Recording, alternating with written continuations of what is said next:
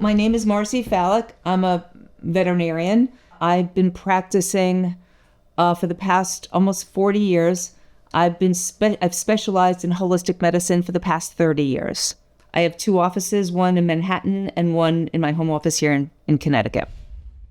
I became a veterinarian because I loved animals and I was searching for a career where I can dedicate my life to animals.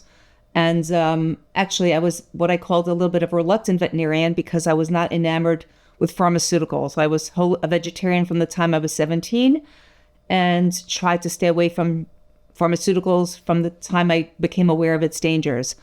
But I bit the bullet and I decided to go to veterinarian school.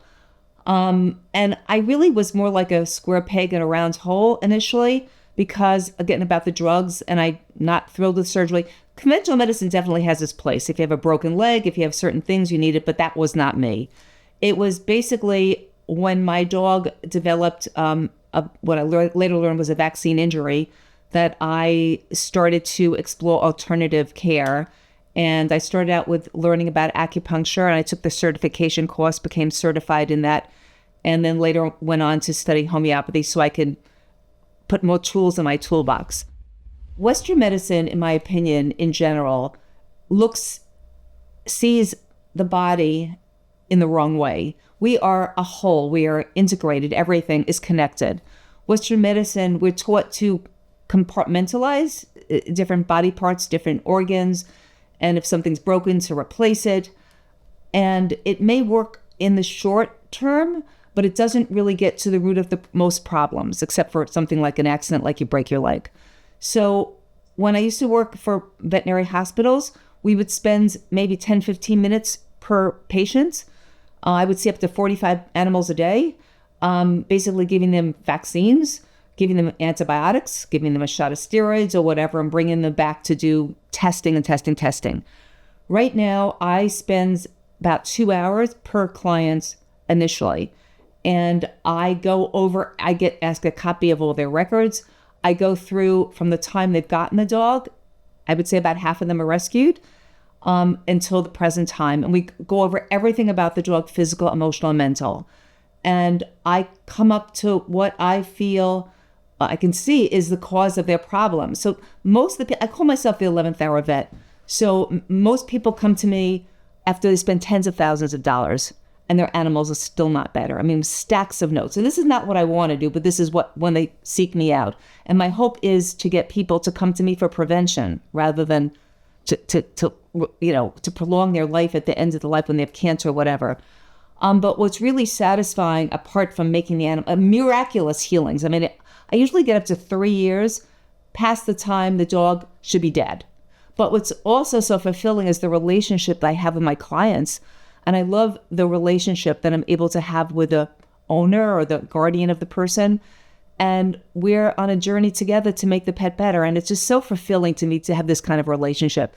So it's having the miracles happen with holistic care and having the intimate relationships I have with the people and learning their stories, which makes this all worth it, because it's a very hard road being a holistic vet.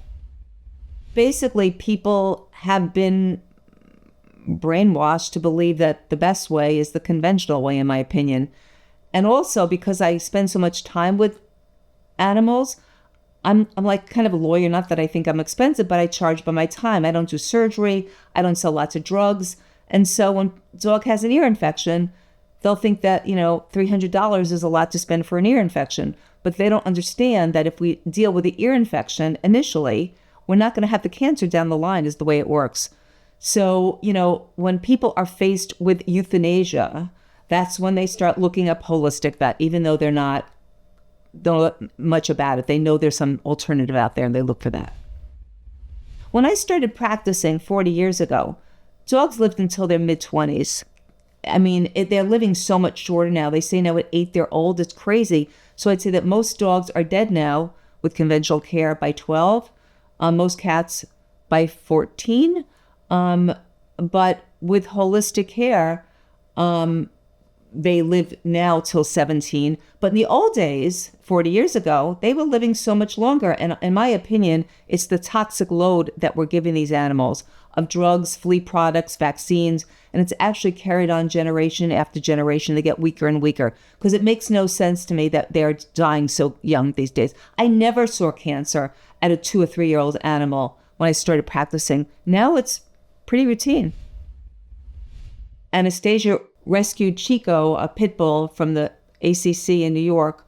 He was a pit bull bait for fighting. And he had all kinds of emotional problems and physical problems.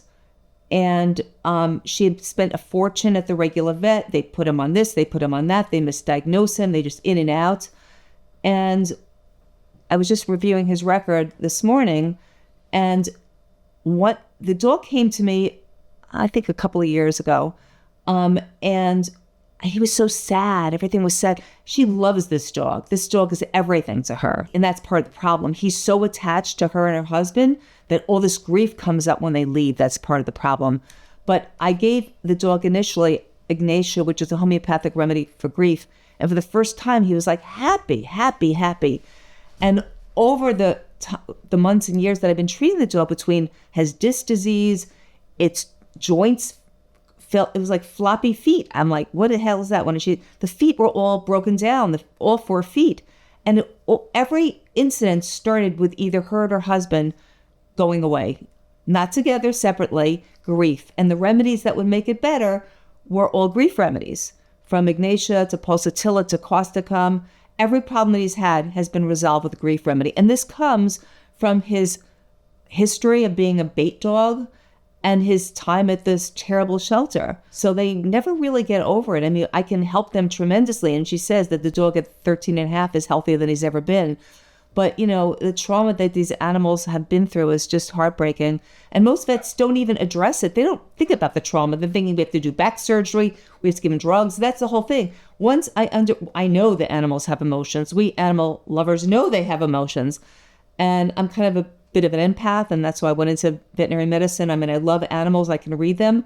And once I understand their emotional makeup, I'm able to help them. And it's really miraculous. My connection with animals is my empathy with them.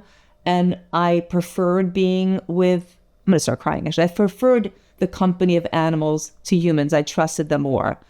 And not everybody's a great person, but when we sync, many pet owners have the same feeling that I do. They have the connection with animals more than when I first started practicing, people would all say they love their dog or cat more than their husband. But I was shocked when they said they love them more than their children because they gave them only unconditional love.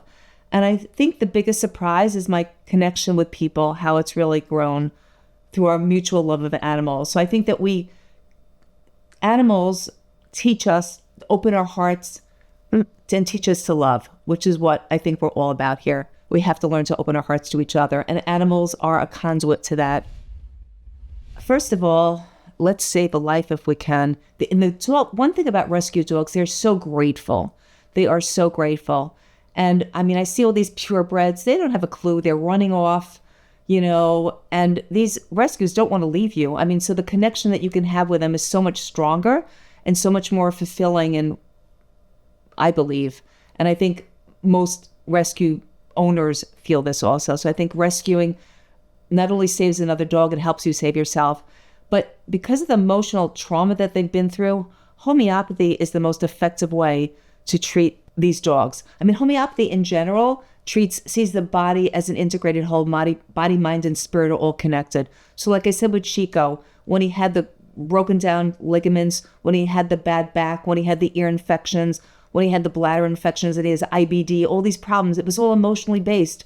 So there's no need to throw thousands, tens of thousands of dollars on toxic material on these animals. If we just could understand their emotional makeup, we can not only make them better physically, we'll make them better emotionally. They'll be happier dogs. Chico is like he's never been so happy in his life. So he would be dead if he hadn't come to me or somebody like me. So, combining rescue with holistic care, I think is the best way that we can help these animals.